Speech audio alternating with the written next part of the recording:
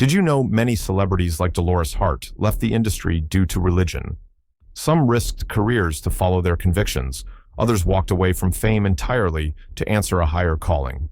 Their lives were shaped by devotion, not desire, and their choices left the industry stunned. This isn't just a look at stardom. It's a descent into the hidden world of Hollywood's most faithful souls. Dolores Hart, a rising star of the late 1950s, Dolores Hart stunned Hollywood when she left behind a thriving film career to answer a higher calling. After debuting opposite Elvis Presley, the young actress had made 10 movies by age 24. But at the height of her fame in 1963, Hart felt a profound pull toward religious life. During a promotional tour in New York, she quietly slipped away in a one-way car ride to the Abbey of Regina Lawless in Connecticut and never looked back. The glamorous star became a Benedictine nun, trading movie sets for the peace of the cloister. Those who knew her weren't entirely surprised. Even on set, Dolores had displayed a devout side. She and Elvis would discuss the Bible between takes, sharing verses and spiritual questions. As Sister Dolores, she found the fulfillment she'd longed for beyond fame. In later years, the former actress even brought Hollywood and the convent together. A 2012 documentary about her life, God is the Bigger Elvis, was nominated for an Oscar, prompting Mother Dolores Hart to return to the Academy Awards in her habit. With her serene smile and soft-spoken wisdom, she became a living reminder that faith can shine brighter than any spotlight. Loretta Young. As a teenager in Hollywood's golden era, Loretta Young grappled with the pull of fame and the teachings of her Catholic faith. By 17, she had eloped in a youthful rebellion, only to be admonished by her family priest to choose between her movie career and her religion. Though Loretta initially chose Hollywood, her faith soon profoundly shaped her life and legacy. In 1935, she faced a dire personal crisis. Pregnant out of wedlock by co-star Clark Gable, the devout 22-year-old refused studio pressure to abort the baby, risking her career to protect the child.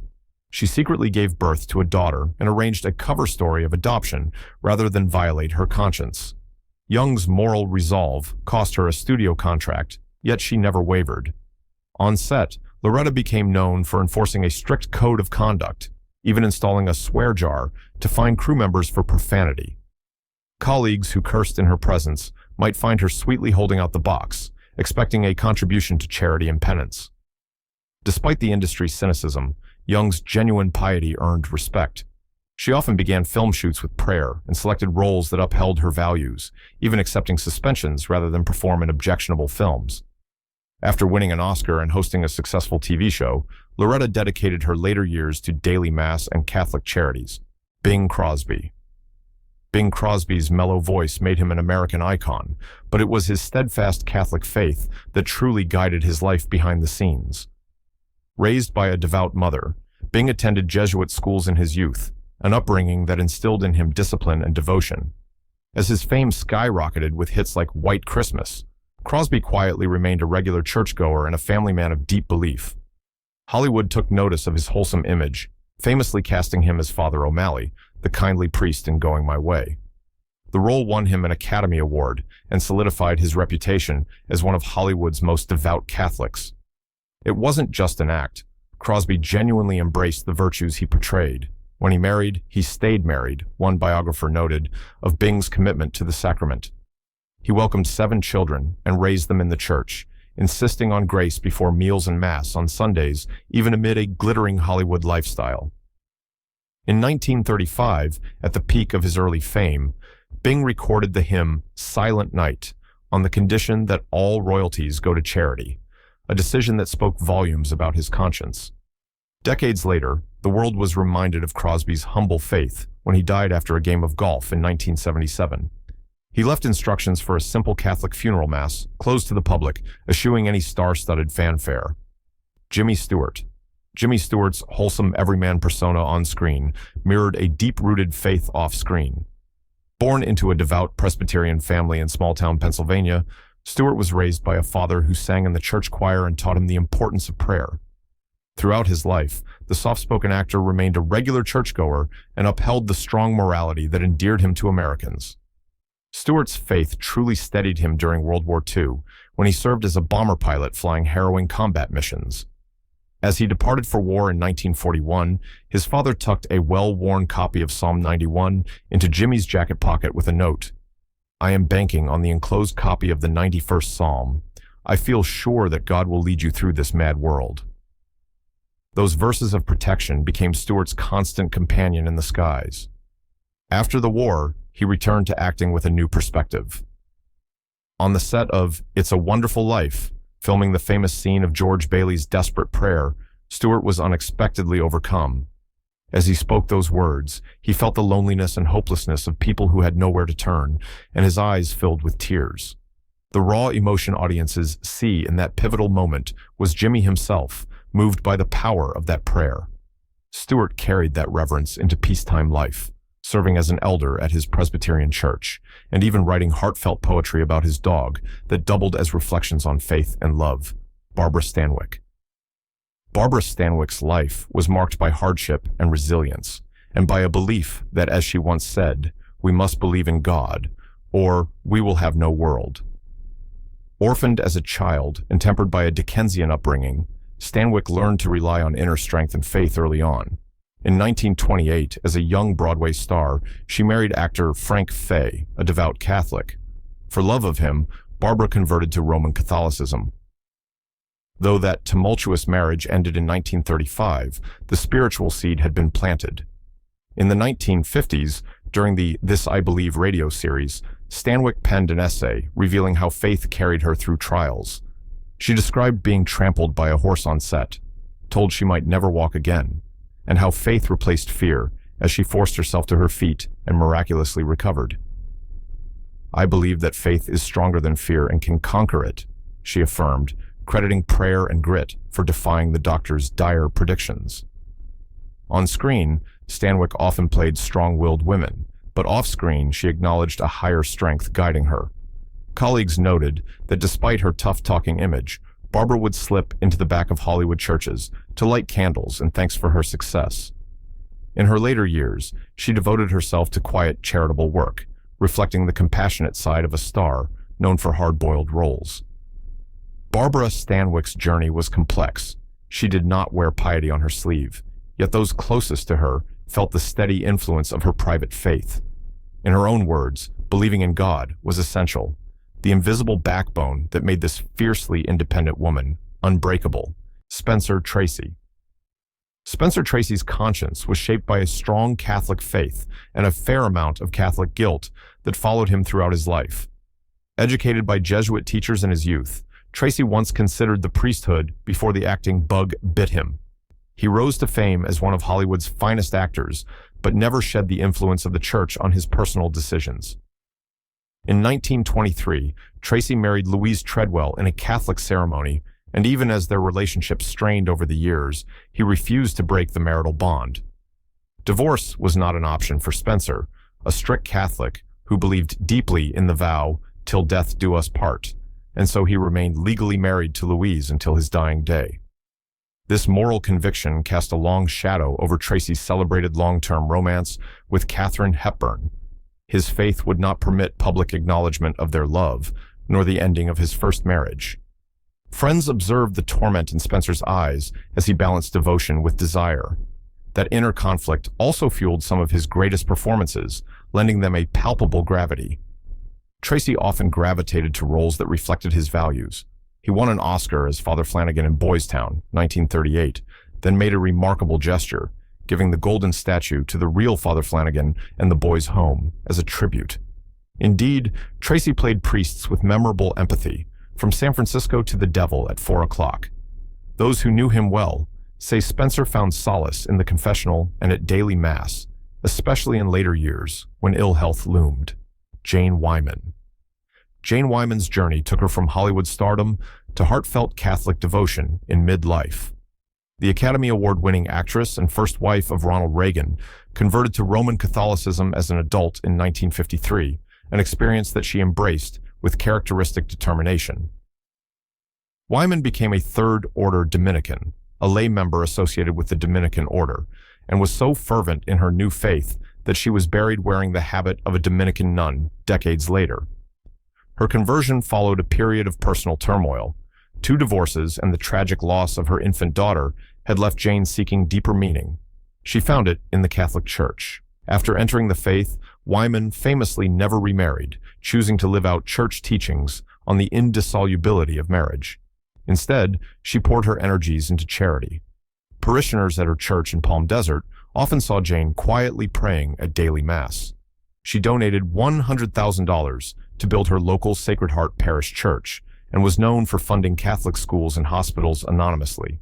In Hollywood, the glamorous actress incorporated her beliefs into her work.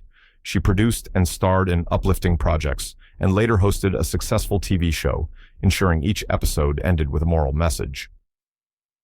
In the 1980s, Wyman returned to the public eye, playing a matriarch in a primetime drama, but she insisted on maintaining dignity and avoiding any salacious content in the series.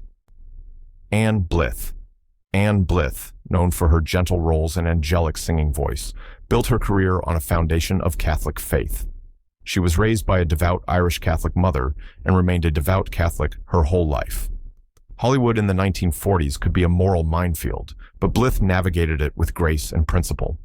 While she achieved fame playing the venomous daughter Veda in Mildred Pierce, off-screen Anne's demeanor was the polar opposite: kind, humble, and prayerful. She became part of a close-knit colony of Catholic actors in Hollywood. Alongside friends like Irene Dunn and Loretta Young, Blith participated in the Catholic Actors Guild and lent her talents to religious media. On radio's Family Theater, a program created to promote family prayer, Anne Blith made frequent appearances, even portraying the Virgin Mary in a 1949 nativity drama with her clear, lyrical voice. She later appeared on television discussions for a faith-based organization advocating for youth literacy and the motto, "The family that prays together stays together." In 1953, Anne married Dr. James McNulty in a resplendent Catholic wedding ceremony, and together they raised 5 children, reinforcing her belief that her vocation as wife and mother came first. Studio executives knew that Blythe would turn down scripts that clashed with her morals. She had no interest in scandal or risque roles. Irene Dunn. Irene Dunn carried herself with an almost regal grace, underpinned by daily devotion to her Catholic faith. Nicknamed the First Lady of Hollywood, Dunn was as famous for her refined off-screen character as for her 5 Oscar-nominated performances. A cradle Catholic born in Kentucky, Irene remained a devout Catholic laywoman all her life. She became a daily communicant, attending Mass each morning to receive the Eucharist. Even at the peak of her career in the 1930s and 40s, when she lit up the screen in classics like The Awful Truth and I Remember Mama, Dunn never missed Sunday services at her parish in Beverly Hills. Colleagues often spotted her quietly praying on set before a difficult scene. She once turned down a role because it required a risque costume, saying it would betray her sense of modesty. Beyond Hollywood, Irene Dunn put her faith into action. In 1949, she was awarded a prestigious medal by a major Catholic university as the year's outstanding layperson, a recognition of her charitable works and exemplary life. Later, she was honored by the Pope for her service to the Church. After retiring from films, Dunn was appointed by the President as a U.S. delegate to the United Nations, where her advocacy for refugee relief reflected her compassion and sense of global responsibility. Pat O'Brien. Pat O'Brien often portrayed priests on screen, a fitting parallel to his own devout life. The jovial Irish-American actor, best remembered as the warm-hearted Father Connolly in Angels with Dirty Faces and real-life football coach Knute Rockne in Knute Rockne, All-American, held fast to his faith over 50 years in entertainment. "My faith is my life," O'Brien once wrote simply. Raised in a staunch Catholic household in Milwaukee, Pat remained an altar boy at heart, even as he became a Hollywood character star. He was a founding member of the Catholic Actors Guild and active in Catholic charities, lending his famous name to causes from orphanages to war bond drives. On film sets, O'Brien gained a reputation for organizing impromptu prayer gatherings and encouraging young co-stars to keep the faith in the cutthroat movie world. At home, he and his wife raised 4 children with nightly family rosaries. Pat credited the stability of their 50-plus-year marriage to their shared devotion. Even as Hollywood's golden age faded, O'Brien's faith burned brightly. In 1953, he published an article testifying that the prayer his mother taught him as a child set the standard for living all his life. He often said he would not trade his Catholic faith for all the rewards of the world. Rosalind Russell. Rosalind Russell moved effortlessly between rapid-fire screwball comedies and elegant dramas, but behind the scenes, she leaned on faith during life's trials. Born into an Irish-American Catholic family in Connecticut, Roz was educated by nuns at college and solidified her devout foundation. Throughout the 1940s, Russell was one of Hollywood's most popular actresses, yet she always remained a devout Catholic and an active parishioner in Beverly Hills. In her prime, Rosalind won multiple awards, but she never let fame eclipse her beliefs. She helped found the Catholic Motion Picture Guild, alongside peers like Loretta Young, and she made time to pray on set. During World War II, Rosalind and her husband took in a Danish refugee boy, an act of charity inspired by their faith. In 1946, Russell starred in a drama whose themes of service and sacrifice resonated with her.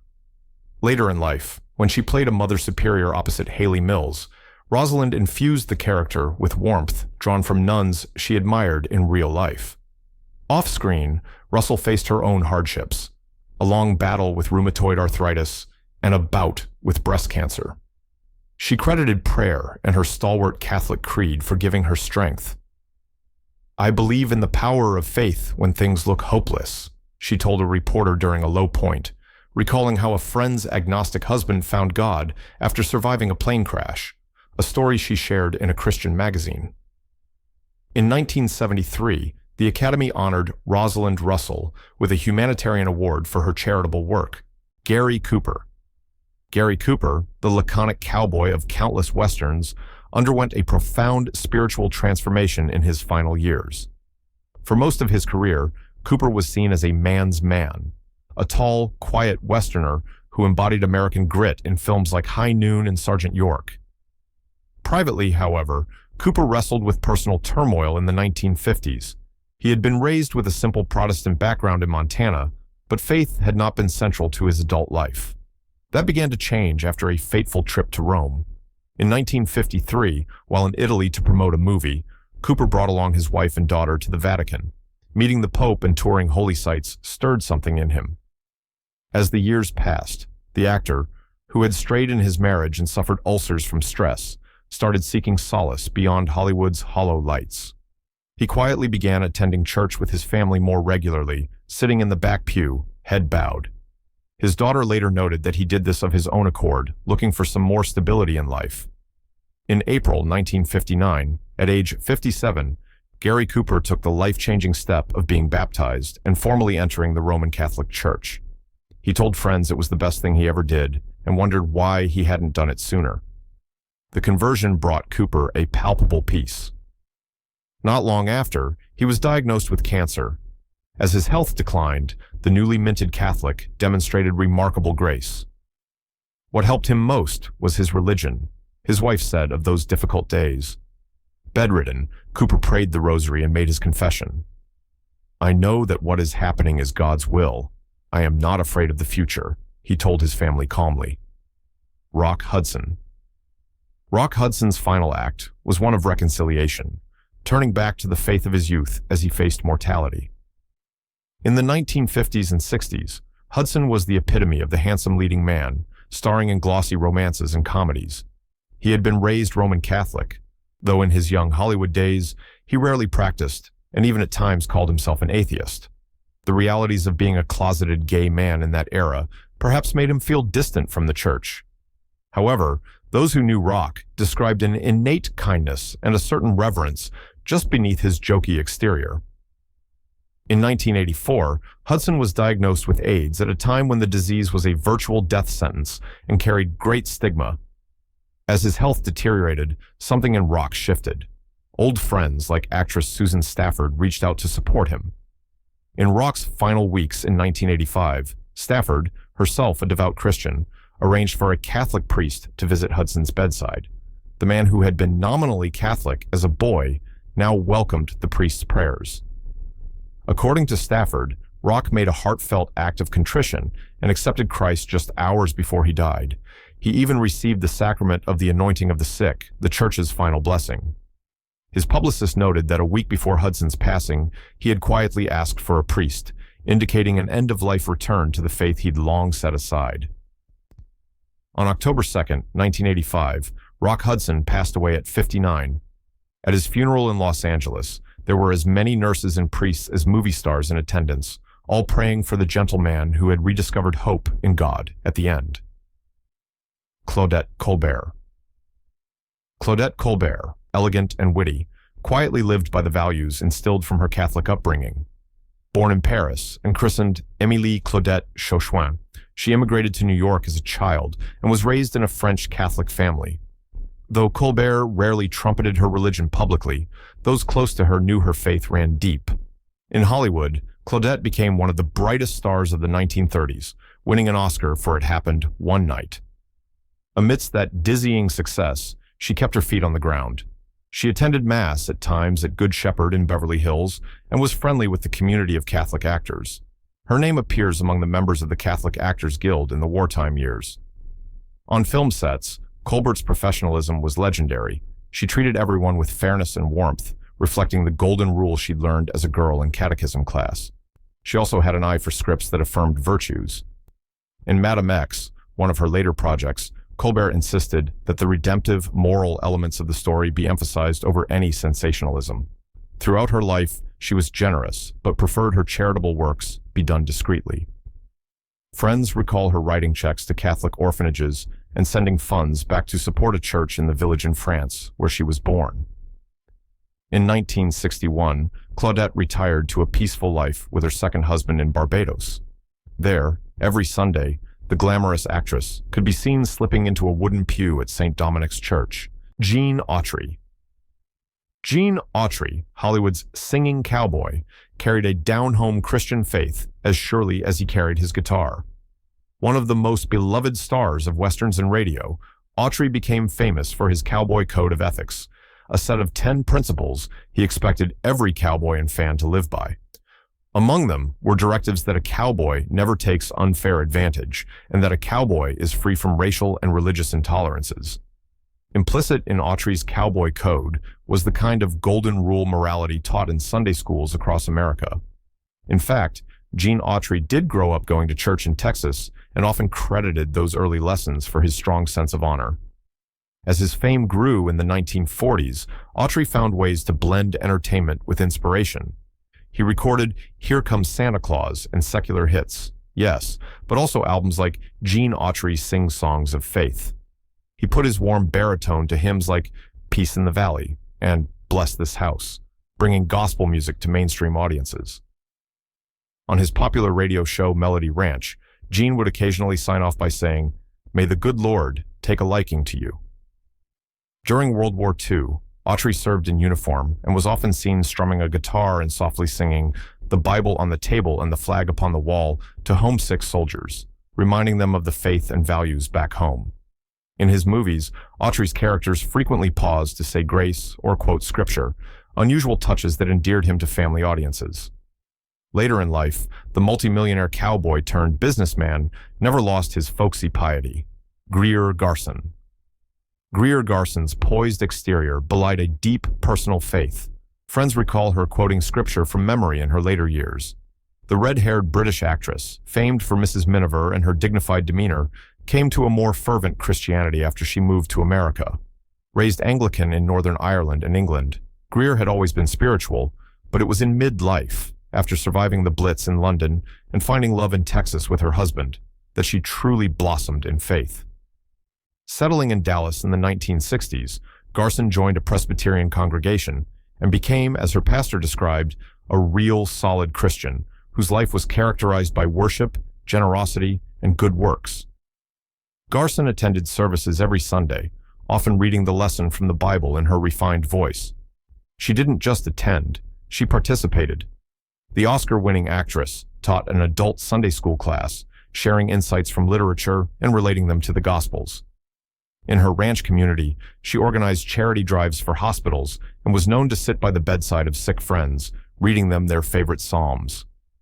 One priest who visited Greer in her later years was astonished when, not having a Bible on hand, he began to paraphrase Psalm 23, only for Garson to finish it flawlessly from memory, line by line. Her personal Bible, well thumbed and filled with handwritten notes, testified to hours of private devotion. When Greer Garson died in 1996, at 91, her funeral was held at a Presbyterian church, where hundreds came to celebrate a life lived with grace and serene faith. Phyllis Calbertt. Phyllis Calbert's on-screen innocence reflected genuine principles off-screen, rooted in faith and family. A leading lady of Britain's Gainsborough melodramas in the 1940s, Calbertt often played virtuous heroines in films like The Man in Grey and Madonna of the Seven Moons, roles that mirrored her own sweet, gracious nature. Raised in a Church of England household in London, Phyllis was taught to value kindness, honesty, and humility. Those values never left her, even as she became one of the UK's top film stars during World War II. While other actresses chased Hollywood glamour, Calbertt put her family first. She married actor Peter Murray Hill in 1941 and started a family during the peak of her career, unafraid to step back from the spotlight to raise her children. Co-stars spoke of Phyllis's calming presence on set. She was often seen in a quiet corner between takes, perhaps saying a silent prayer or reading a devotional booklet her mother had given her. In 1949, Calbertt took on the film The Golden Madonna, playing a woman who discovers a cherished painting of the Virgin Mary and learns to respect its spiritual significance for an Italian village. The script's themes of faith and redemption resonated with Phyllis, who approached the role with reverence, saying it was an honor to portray someone coming to appreciate the power of belief. In private life, Phyllis Calbertt was active in her Anglican parish, organizing charity fetes and even narrating Bible readings at holiday services with her polished elocution. By all accounts, she remained humble. When introduced to the young Audrey Hepburn at a London event, Phyllis gently advised her, "Keep your faith through it all, dear. It will see you right," and pressed a small cross into Audrey's hand as a token. Phyllis Calbertt lived to the age of 87, beloved for her films, but even more for her steadfast kindness. In an era of upheaval, she stood as an English rose rooted in rich soil, nurtured by faith, blooming with integrity. Ruth Hussie. Ruth Hussie's luminous smile hid a resolute spirit of faith. Best known for her Oscar-nominated turn as the savvy photographer in The Philadelphia Story, 1940, Hussie was in reality a devout Catholic who believed wholeheartedly in the power of prayer. Born and raised in Providence, Rhode Island, Ruth lost her father at a young age and credited her mother's faith for guiding the family through hardship. Arriving in Hollywood, the brunette actress quickly joined the Catholic Actors Guild and made lifelong friends among its members. In 1942, Ruth married talent agent Bob Longenecker at San Antonio's historic Mission of San Juan Capistrano, literally walking down the aisle of a centuries-old chapel to say her vows. She would go on to have 3 children, raising them in the church and teaching Sunday school between film projects. Hussie's colleagues often noted that she radiated a certain tranquility. Perhaps that was never more tested than in 1953, when Ruth was asked to portray the Virgin Mary for a special televised episode of a faith-based program. Initially, she was stunned at the very idea of acting the role of the Blessed Mother. But with encouragement from the producer, Ruth accepted. She later wrote that she prayed intensely for guidance, and in the end, the experience deepened her faith immeasurably. After filming, a close friend in grief came to Ruth searching for hope. Hussie opened up about how playing Mary had affirmed her belief that God listens to our sorrows. "I get comfort and inspiration from religion," she told her friend, who finally saw her face light up with understanding.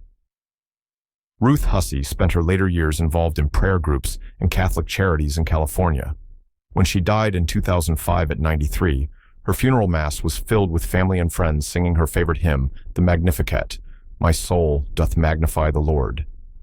It was the same song Mary sings in Scripture, fitting words to celebrate the soul of a woman who magnified God's love in all she did. June Haver. June Haver's 1940s stardom as a golden-voiced musical ingenue positioned her as 20th Century Fox's heir to Betty Grable. But at 26, she shocked the industry by walking away, choosing a convent over Hollywood.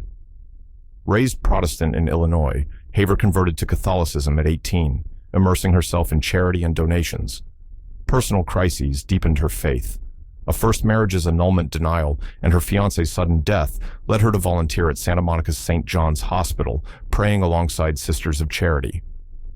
In 1953, after completing The Girl Next Door, Haver stunned her studio by retiring to join the Sisters of Charity convent in Kansas. Clad in a novice's habit, she embraced ascetic life but fell ill within months, prompting her release. Undeterred, she married Fred McMurray in 1954, forging a 37-year partnership filled with family life and daily mass. They adopted 2 daughters, while Haver remained devoted to Catholic charities, often visiting convents. Robert Taylor. Robert Taylor's chiseled features made him MGM's quintessential leading man, yet behind the romantic hero persona lay a man anchored by quiet Christian principles. Born Spangler Arlington Bro in Nebraska, he grew up immersed in Methodist traditions, singing in his church choir and absorbing the Midwestern values of his parents. These roots shaped his private life, even as Hollywood thrust him into stardom through films like Camille and Waterloo Bridge. While peers reveled in excess, Taylor preferred evenings of cello practice or bridge, his moral compass steering clear of Tinseltown's temptations. During World War II, he enlisted in the Navy, serving as a flight instructor with patriotic conviction.